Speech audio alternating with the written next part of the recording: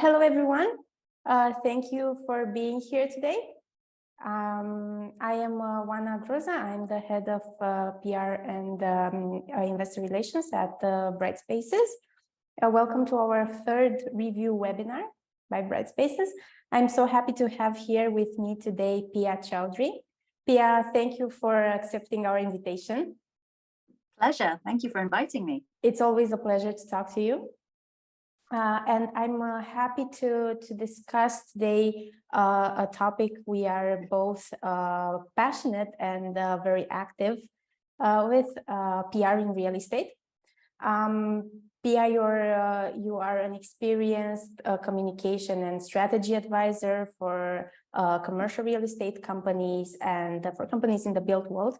And yeah, I'd like to dive right in and ask you, how would you define PR today? Because I think it's very important to set the ground before actually talking about strategies and tactics. Agree. And no, I think you're right, because there are lots of different interpretations of what PR is today. And I think I was always going to be a PR consultant. My family named me almost entirely the same name, so it was always going to be in my blood, I think. So PR today is very different to what it was 20 years ago when I first came into the business. Then PR comes from the word public relations or press relations, depending on which part of the world you're in. And it used to be about building relationships with your public through the media. Typically, that was how we understood it, through journalists and influencing journalists. So PR is the art of influencing a third party to talk about your business in a way that supports your business objectives, essentially. But the world today is very different. So all of your stakeholders of any business, they are not just consuming one media, they are consuming so many media, every single touch point. And they're potentially a media themselves, right? Everyone's feed on LinkedIn, you're your own media channel. So it's really changed what PR means. And so I typically talk about communications instead of PR, because I think PR is quite limiting. Communications is about taking a sort of 360 view of your reputation and shaping it, shaping what you say about yourself according to relationships with your stakeholders, whoever they are. And that's not just media, about how you are present in the market, whether you're at events, whether you're speaking, whether you're doing webinars, whether it's about sort of the information and the content that you're putting out about yourself, whether that's consistent and a compelling story that people really want to read about, people want to know about.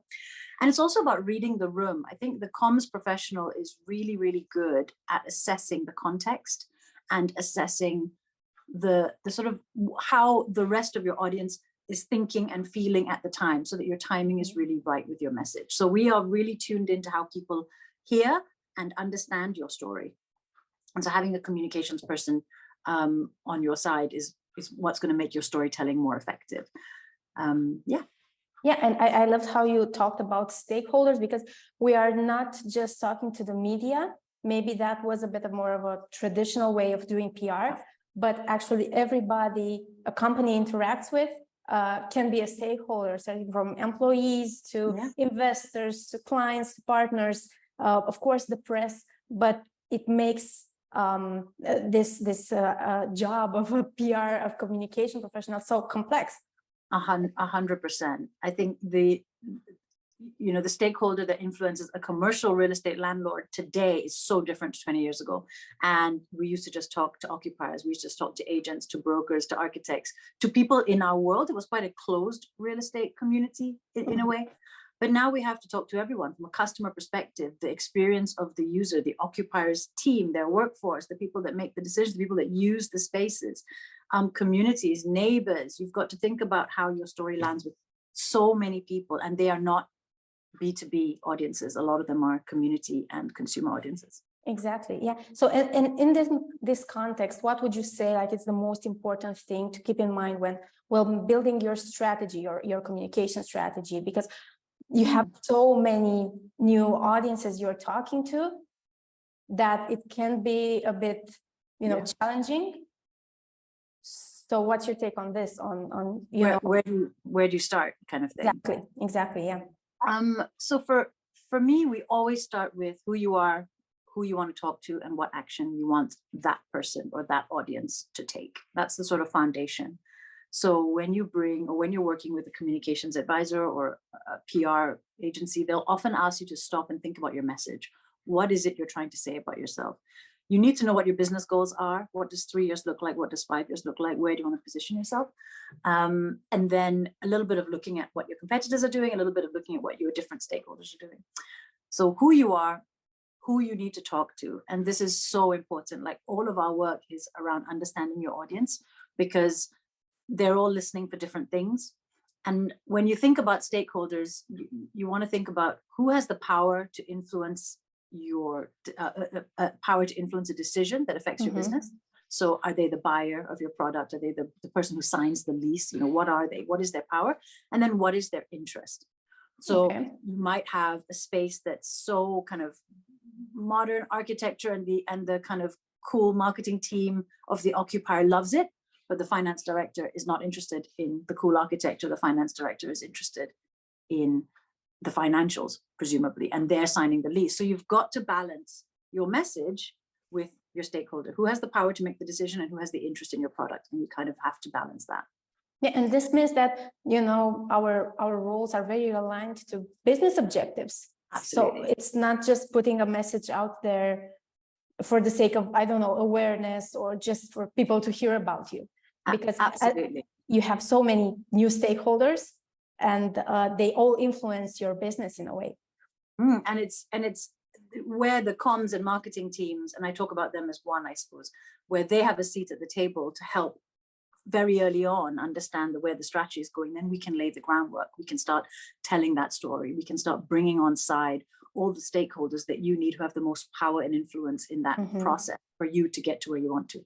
So who you are, you know, what you do, what you sell, what you're about, your mission, your purpose, all of that stuff, who you need to talk to, and then what action you want those individual groups to take. Do you want them to pick up the phone and call you? Do you want them to come to your event? Do you want them to lease your space? Do you want them to trial your product, to run a pilot with you? What is it? And only then can you understand what is your comms plan. Yeah, and only then you can actually measure what you're doing. Absolutely. 100%. But because you mentioned marketing, what's your take on the collaboration between the two? You know, a PR professional and a marketing professional in real estate communications. I think they're two parts of the same project, or the same team, really. Because stakeholders have so many multiple touch points. So, you know, we don't just consume one story and then make a decision on that. You know, look at your own shopping, the way you shop on Instagram. You're targeted with the same advert at least 6 times before you buy. And that's for a cheap product, maybe. Like, yeah, exactly. It's a science, the way our brains think about things.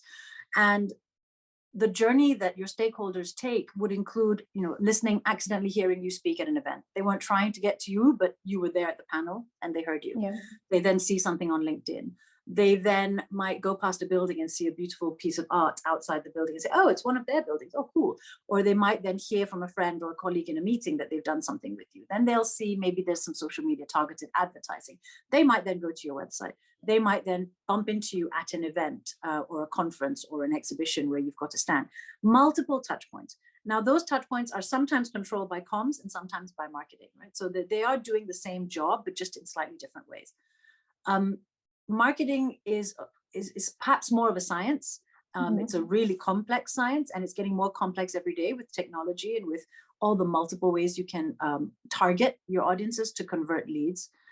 Comms is more of like, I call it a dark art, but that makes it sound very sinister. It's not sinister.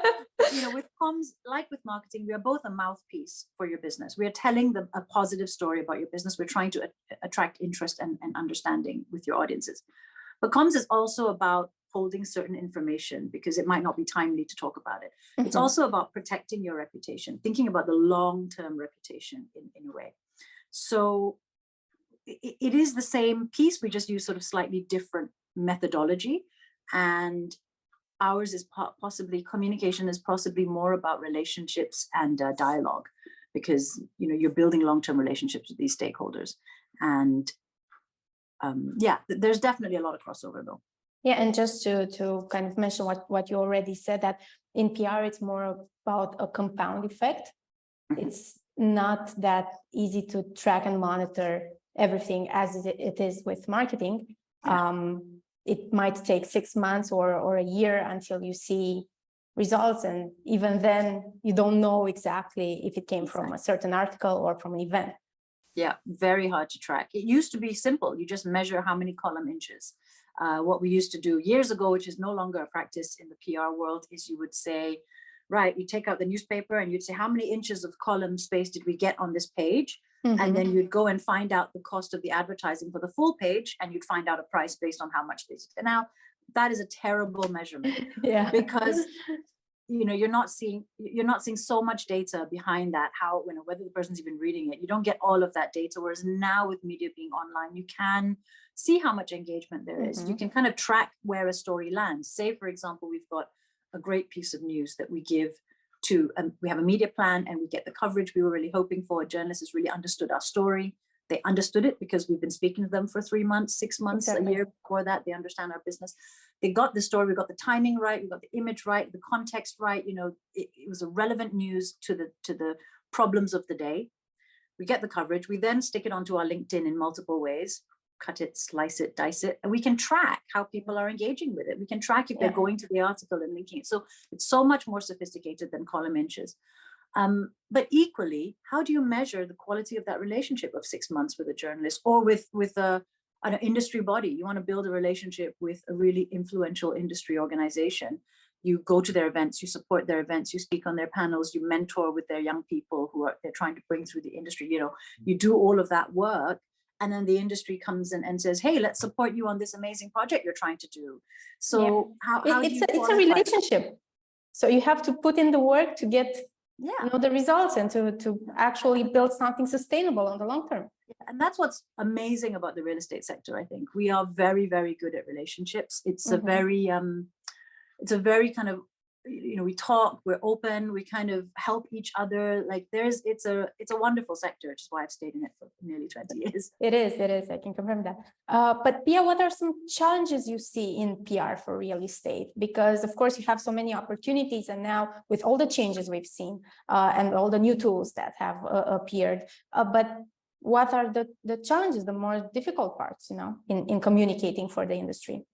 Well, it's a good question. I think sometimes it's about noise. There's a lot of noise, and especially online. And, we are witnessing a change in like a generational change here in how we kind of interact with online, with AI and even with social media becoming such a big part of business. Being able to filter noise from quality information, being able to decide what do I need to learn about and educate myself, who is an actual thought leader and who is just sprouting so much content that makes them seem like a thought leader. It's really hard to get that balance right. And that's a challenge that is very uniquely at the foot of the marketing and communications team. We are constantly battling that challenge. So often we're having to say no to our spokespeople. We're having to say no to the client, because you have to be telling a consistent, compelling story that you can prove that is relevant and timely. It's not just content for the sake of content. It's too noisy a market for that now. So we do have to be very, you have to kind of make a decision based on quality, not on quantities. And that's one of the challenges, is noise. And I suppose the other challenge is the pace of it. When I first started, there was 5 or 6 media titles, and they published at the same time every single day. And if we got the article, if we talked to the journalists on this day, they would have time to think about it and write. Journalists today are doing everything. They are writing, they're making the video, they're doing the social, they are doing absolutely everything. They are so stretched. So it's even more important that if you are reaching out to them, you are giving them quality, because they don't have time. It's just unbelievable, the pace. And the impact of that, I think, on communications, you always feel like you're chasing. There's like FOMO, you're always chasing. But if you take a step back, news is cyclical. Story will come around again. There is always a platform for you to share your story, and good media outlets or good sort of stakeholder outlets and groups and communities, what we call communities, which never existed a few years ago, online communities in this sense, where a number of professionals are part of a community. They like to discuss things together. They kind of create their own platform. So, these sorts of these sorts of things take time, and you can take your time. It shouldn't be about chasing. And the pace of today's kind of media world is influencing us in a negative way, I think. Yeah, but I think that on the other side, you know, the people you are targeting with your content, they realize that there's too much content, there's a lot of noise, so they will filter it way better maybe than before. So if you're not adding some value, 100%, your efforts have been in vain, right? It's got to for be nothing. It's got to be quality. It's got to be added value. It's got to answer the question, why should I care? If everything you do being whichever stakeholder you're talking to, then you will have good communications. Yeah, but Pia, if we're looking at the last 3 years, let's say, things have changed a lot in commercial real estate, like with hybrid work and refurbishments and new styles of work, and offices have seen like this huge transformation. How do you think PR can help landlords in this context, in this new world? I think for landlords, they need to understand, and so many already do. I mean, I would say in the last 3-5 years, the shift, the language, the different style of messaging that landlords use is phenomenal. They have gone from heavy real estate jargon, you know, marketing was so real estate focused, communications was so real estate focused. They've really opened that up. And I think we've been talking about customer experience in offices way before that. You know, we've been talking about the hospitality influence on offices, and that piece. I remember working on projects like that in buildings in the city, you know, 15 years ago.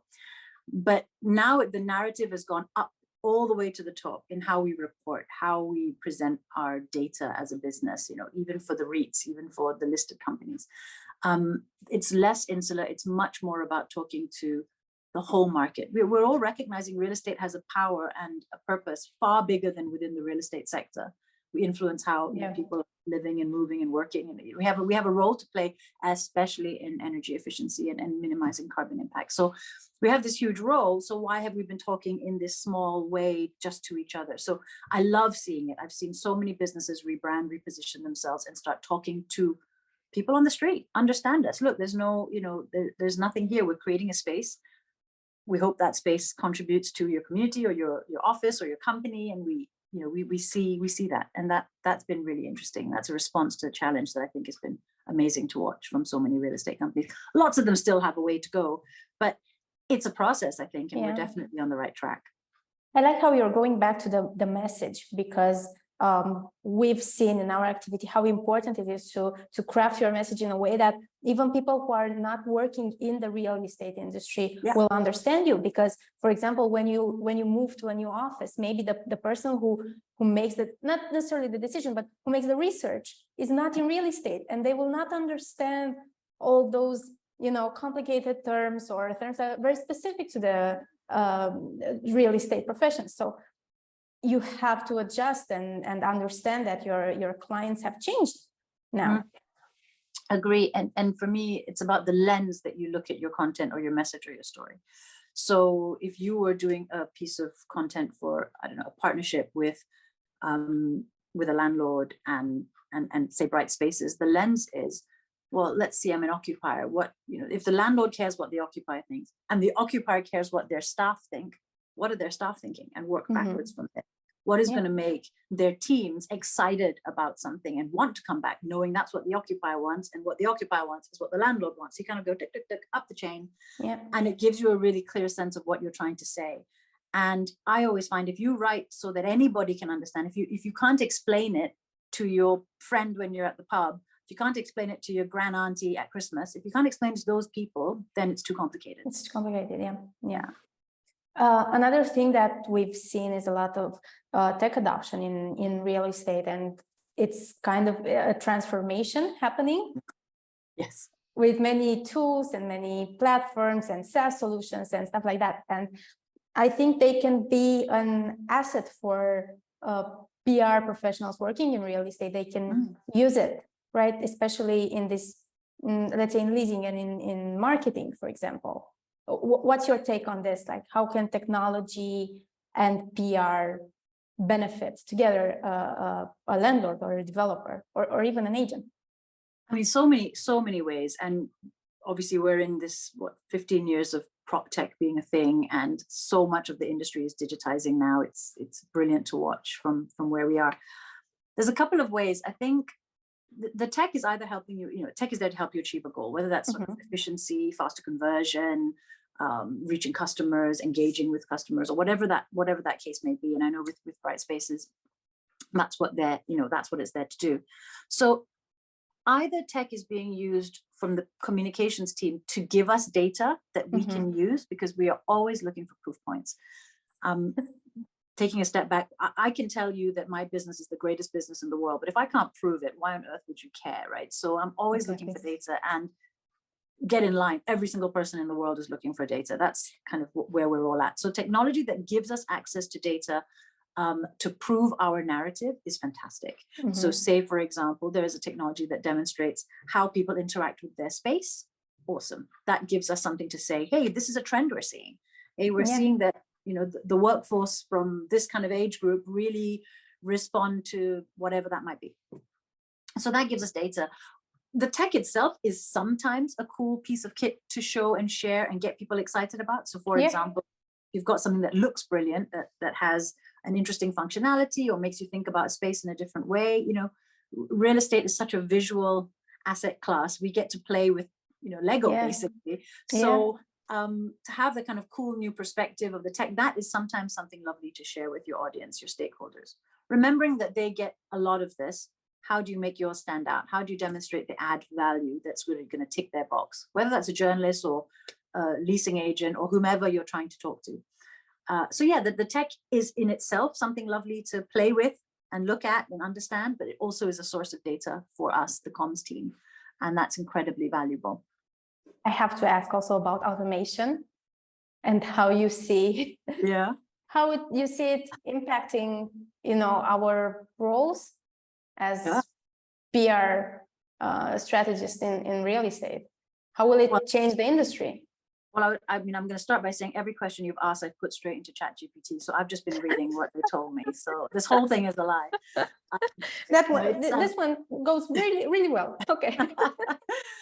It's such early days, with every emerging tech, there are always sort of scaremongers, there's trends, there's fads, there's things to look at. Yeah. I am already seeing the value of automation, of AI, of the kind of all the tools that are out there, because it's making people more creative. It's a really nice way to test ideas, to kind of spark creativity, to unblock writer's block, which is something that happens to everyone, and a way of looking at the story from a different perspective. I think because we're evolving as an industry, we've been stuck in the way we talk about buildings. There's only so many ways you can say space, or places, right? And we get a bit stuck, but actually using tools like that maybe will make you approach it from a different perspective and help you understand audiences in a different way, because it's built on real content, real people, real reactions. But where we're working in a world that has so much content from all day, all night, 24/7 content coming out, the role of the communications and marketing team is to curate the story, cut out the noise, curate it. And you only can do that if you know your audience really, really well. If you understand context, if you understand timing, if you understand how to read the room, how to know what's the right moment to say something, all of that comes from somebody's experience of having done it for however long we've all done it. How do you make an impact with your narrative despite all the noise? And I think ChatGPT and all of that is creating more noise. So it's up to us to filter it and help our audience filter it. But also it's fun, it's playful. It's that's where we're seeing at the moment. Obviously, there's far more ramifications that I can't even imagine yet that go beyond. But in the communications world, I think it will be sparking great conversations, sparking creativity. And it's then up to us to make sure we are filtering and thinking about the message. Because you can play all you want, but the reputation is so influential to your share price, to your existence as a business, to all of those things. It's not a game, so it's a balance. I definitely think it's very important to test new tools, but have the capacity, to filter them and take only what's beneficial to you and your business. Because we've all had, that creative block at some point where you couldn't just couldn't get it, couldn't write a text or an email or a newsletter, but it can actually help you in those moments. But yeah, I love to see on LinkedIn so many people who I would, maybe haven't been not creative in their content. They'd always been, quite formal in their content. Suddenly they're playing. Suddenly they're coming up with wacky ideas. What a great time to see people in business having a chance to play. Sometimes it's good. That's right. That's right. Pia, when we are talking about communications in real estate, from your experience until now, what are some misconceptions you have encountered? Because it's not working like, even if you call it like a magic, it's not working like magic. It has to, you have to wait to see results, and it's a lot of fine-tuning and a lot of work and a lot of relationship building. So I'm sure there are some misconceptions associated with your role. Absolutely. I think there are so many. One of the things I remember hearing a lot, and I hear less now, was there's no such thing as bad coverage. And obviously, I mean, that's a phrase, people used to say it all the time. Then on the other side, they'll say, today's news is tomorrow's fish and chips paper. Right? Okay, those are lovely things to kind of throw around. The reality is, bad is an interesting concept, right? Bad coverage, what does that mean? Could it have a reputational damage, a crisis? That, of course, on the one hand, is true and real, and crisis can cause, as we've seen, huge ramifications on your share price, on your ability to hire, all of those things, right? But on the lighter side, it's not so much about being bad as it is about missing an opportunity or creating an impression of your business that is not accurate to your business. So that's where we, as the communications and marketing team, we're thinking about your long-term reputation. We're not thinking just about coverage today. We're thinking about, how does that story link in with the other story, the thing that your spokesperson said at the conference and the thing that somebody read in the newsletter that they got? How is that all linking together? So there is such a thing as bad coverage, in the sense that it can have a little chip here, a little chip, it chips away at the kind of quality of the reputation. Coverage for the sake of coverage is another thing. I mean, I think I've had enough conversations with people who are like, I just want to get into TechCrunch or the Financial Times or wherever. And of course, everybody wants to get into those amazing media titles, such hugely established, hugely influential titles. But the conversation or the question they often forget is, what do I want to get out of this story? I've got this story I want to tell. What do I want to get? And if your only answer is I want to get into the FT, then we're not asking you the right question. It's got to be about, what do you want to achieve? The person reading that, what do you want them to do? And often when I ask that question, they'll say, actually, all I really want to do is make people know that we're open for business so that other agents get in touch. Well, okay. Well, if you want agents to get in touch with you, then the FT is wonderful, but so would these real estate titles that agents read every single day religiously. Maybe we should look there.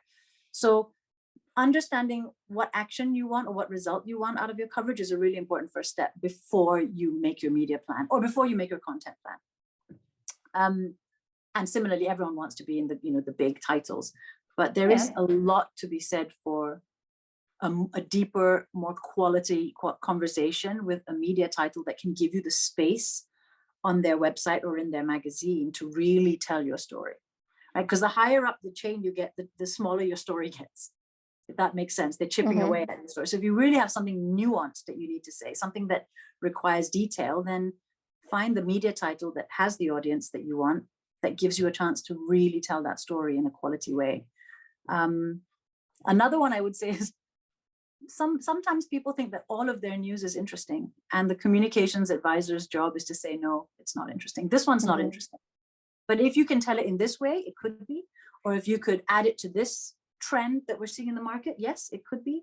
You find the right angle to it. Yeah.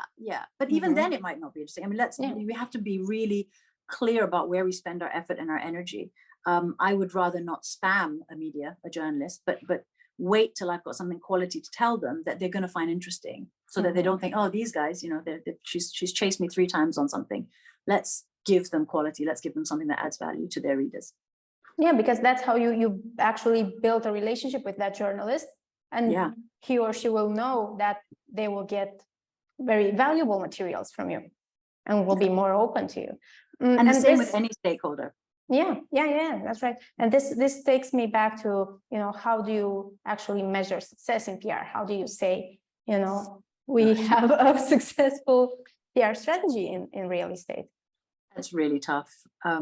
There's so few instances where I can say that a client called me and said, hey, I got, after that coverage, I got a phone call and somebody invested in my fund. Or, hey, I got, the deal was signed, the lease was signed after that piece of coverage. It's so That's rare. the dream. They forget to tell us, we're like, oh, it would be lovely to know. It is challenging because it's not an exact science. And this is where marketing and communications have to work so closely together, because there's information and data that we can share around how people are engaging with our story. Because it's not just about the initial column inches. And because there are multiple touch points, as we mentioned earlier, it's about building a real picture of where a company or a product or a brand, where they sit. So I would place more value in analyzing how the business or the spokesperson is positioned versus their competitors or versus their other people that they want to be aligned with. So if you want to see, my brand looks like this, I would really like to be sat alongside these other types of brands at conferences. So then we start building up your reputation as an expert, thought leader, experienced person on this subject. And then you get to the stage where you're sat at that table. That's a test. That's a really interesting measure. So where do you sit versus your competitors? Or, what is the sentiment? How, when a journalist is writing about you, or when people are commenting on your content, what is the sentiment? Is it positive? Are they asking more questions? Are they interested in one aspect of your story? In which case, what's that aspect? Let's find out. Let's use that again. So it's not a measure on one day. It's a continuous measure. And the marketing and communications team, we use lots of tools, but we also have a gut instinct. You have this sort of, I've seen this before. I know where this is going to travel. Let's capture it or let's roll it back depending on what our objective is. Yeah, so and that's why I think our roles are very important from a strategic point of view, like when you're talking about a business, and you have to have a seat at the table, when you're discussing business goals and strategies and plans for the next years, because if you are not aligned to those, then you'll just have, vanity metrics to track, and which doesn't help. But also, I think communications teams and marketing teams are really good at testing in the same way your product team will test with their customer users. What's the UX? How does this work? Give us the feedback. We're really good at that. Communication is about listening. Communication is about dialogue. So when you're out and about, if you're not just the communications and marketing team, anybody in the business, when you're out and about at meetings, at conferences, at events, test your perception. Find out whether your perception of yourself is the same as others. And that's really valuable. I mean, once a year, big companies should be talking to all of their stakeholders. What do you think of us? What is your perception of how we add value on ESG or how we add value on development? What is your perception of that? And it's a huge exercise, but you can do it all the time. You can be testing your perception against reality. It's scary. Yeah, but it keeps you grounded. It's not always fun, but it can also be, not formal. It can be, hey, you might have seen an article about us last week. What did you think? Was it surprising that we did that? Ask. And if you don't ask, you kind of don't know. Yeah. And because you mentioned ESG, we see a lot of companies communicating about this, and for a good reason. It's a very important topic, and it's very important to actually take the measures. What should real estate companies pay attention to when it comes to communicating what they're doing in this area? I think because so many eyes are watching on ESG at the moment, and there is a lot to say because so many companies are making moves and trying to do different things. I think where it goes wrong is when the communications and marketing team are told at the end, this is what we're doing, off you go and talk about it. Bringing them in, working really closely with the sustainability team or the business partners within the business to understand from the get-go what you're trying to do. Because there's two ways you can do it. You can either wait till you've achieved all your awards and ratings and then shout about it, or you can be transparent about your process and you can say, hey, this is what we're trying at the minute and this is working and we're going to go back into testing for this. We all understand this is a huge shift that we need to take. We all understand the cost involved in it, that these are really challenging dynamics. I think there's so much pressure to just report for reporting, or so much pressure to report perfectly, that we are sometimes losing the message in there. The message is, we've got these teams working on these things and this is happening. We're doing the work. transparently. But where it goes wrong is when the comms team are just saying, hey, here's a result, off you go and talk about it. Well, actually, how hard was it to get to that result? Did you try 8 things first and then this one worked? That's, that's not a story that's a headline news, but it's part of your narrative. It's part of understanding you as a business. That you have to understand all the process behind it. Yeah. Right, because maybe you'll get some other questions from the journalists or from other stakeholders, and if you don't know the process and how you got to that result, you'll look confused, and it will affect your reputation. And journalists and all your stakeholders, we're just human. We're interested in things that are interesting. You want to know the journey, you want to know the backstory. We're curious, we're nosy. We love human stories, and understanding the people that are trying to do this project, understanding what it looks like on the ground, understanding hey, there's an extra step we had to put into this process to account for for whatever the environmental measure that's needed. And that's what that step looked like for those people. It meant that they had to leave the site for 10 minutes to do XYZ. I mean, I don't know, I'm making it up, but it's about shining a light on the journey that you're going to. It doesn't always have to be the end result. The journey is valuable because you're learning and you're sharing learnings with the industry, and we're all trying to learn. But I appreciate it's not simple. It's not a simple thing. It isn't, but something you kind of mentioned at the beginning, and I think it's very important to say, is that even if you're in B2B, you're not talking to businesses, you're talking to people. There are people on the other side of everything you'll do. So the message, the journey, the story, the way you're talking, how empathetic you are, how curious you are about things, all of those influence your public relations efforts. Yeah, I think so. The ESG is a particularly challenging area because there's so much pressure from outside and inside to have a piece with it. And so companies need to be really clear on what they're trying to say and allow their communications or marketing advisors or teams to be part of that very early on, so that we can help, have a program, a rollout for that story. It is tough. No way around it. It is a tough one to take. Yeah, because, there are so many things you could do in PR and communications. And as you said, so many stakeholders and so many new strategies and activities you can talk about. What would you say it's something that a real estate company can do regardless of their budgets? Because in an ideal world, PR would be free, but but we're not there. So it can look a bit challenging for a smaller company, or even maybe for a tech startup, to invest in PR. But at the same time, building those relationships is critical. And my personal opinion is that you don't have to wait until you have these very big budgets to start building your reputation and your relationships and your image. But what do you think it's something that a company in real estate can do regardless of their stage and budgets? I think that's a great question. The idea that your reputation, you only start building your reputation when you hire a PR agency and get coverage is obviously wrong, because you start building your reputation the moment you exist, the moment the company is formed and your senior team are out talking to people in the market. The moment you send people to conferences, you are building your reputation, because how people interact with you, the story they get from you, how they see you on a panel, how they see your LinkedIn, your social media, your website, that's all adding to an idea of a reputation. So what often happens is that we're kind of rushing to get stuff out, especially if we're startups and scale-ups, we're trying to put stuff out as quickly as possible because it's the market and that's how it is. I think any company, landlord or prop tech or an advisor, any company can sit down and think about two things.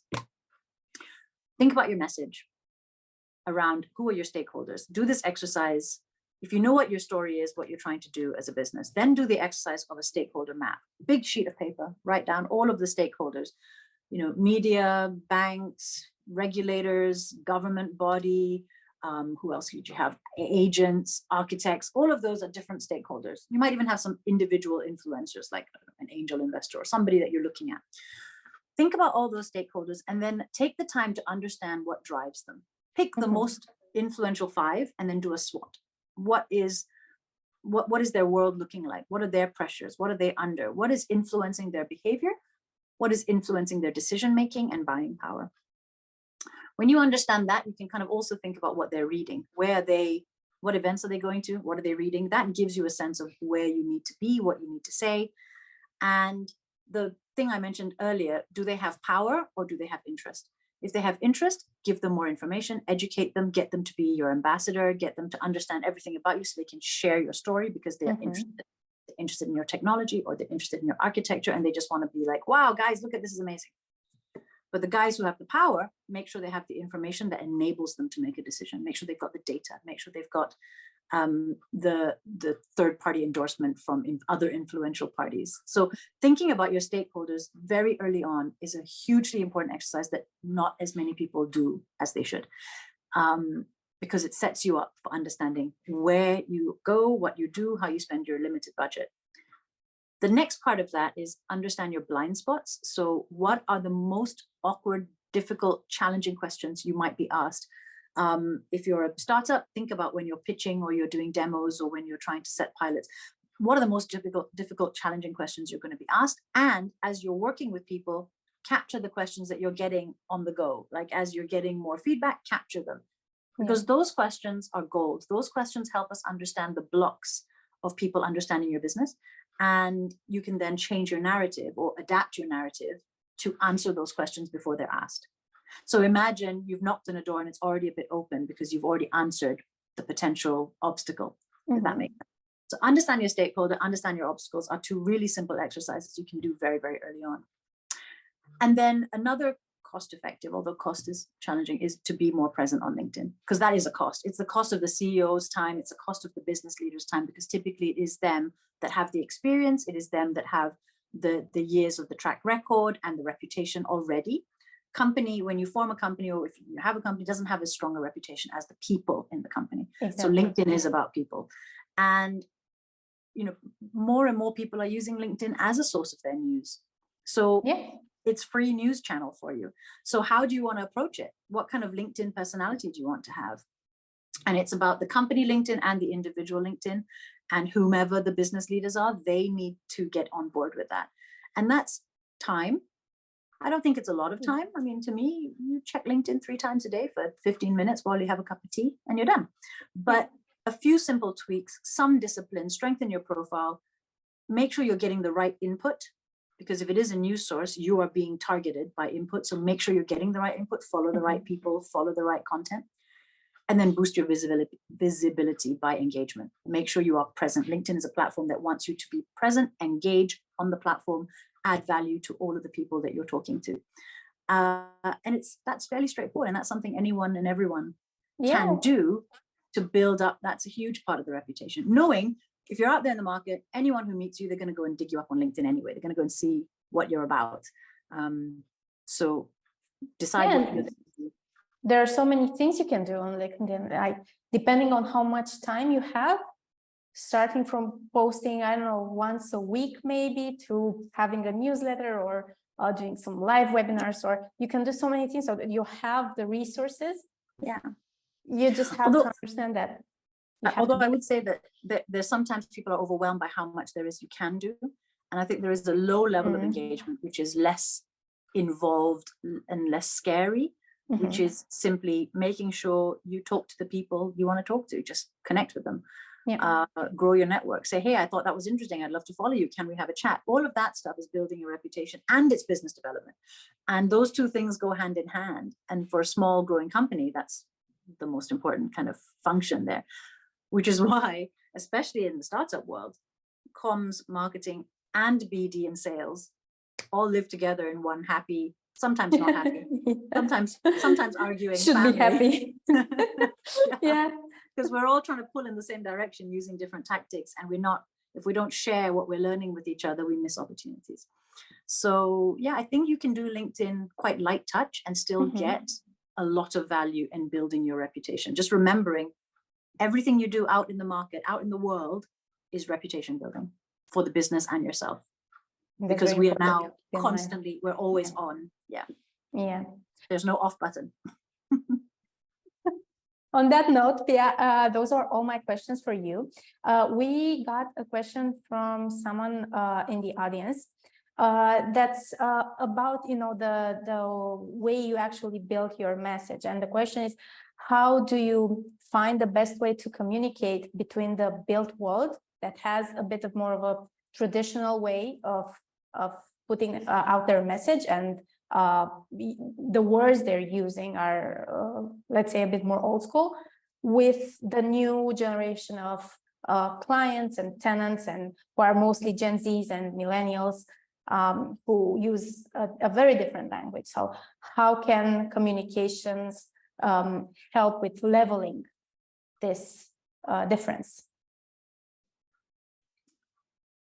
I mean, I think personally that all generations can speak a simple language, can speak jargon-free, can talk about impact, can talk about logical benefits and emotional benefits in the same way. I mean, we do all receive information. It's just that the way the information is packaged might be slightly differently, because Gen Z are perhaps engaging with content in a different way to different generations that might be looking for long form content, might be looking for more data backed in the first instance, whereas somebody else might be looking for nuggets, just bite-sized nuggets. But the story is the same. Yeah. The story is always, what are we doing that has these benefits, whether they're logical, environmental, social, human, emotional benefits, and what those benefits mean to the person that's reading it.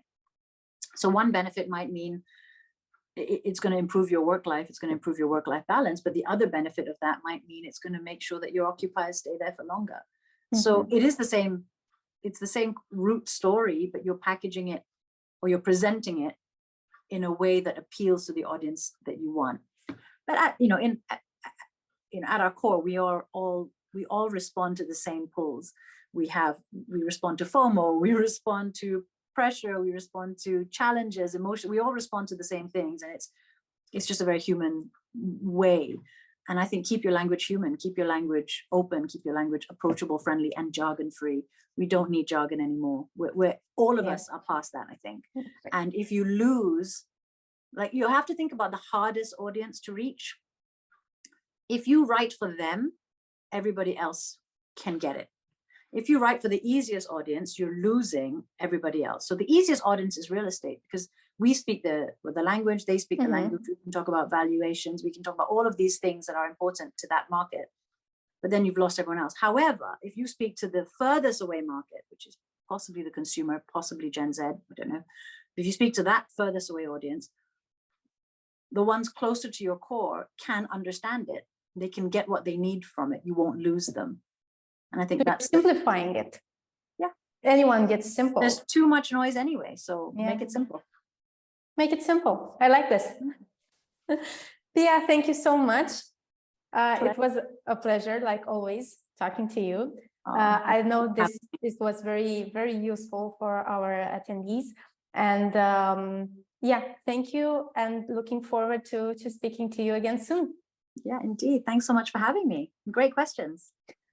Thank you. Bye. Bye.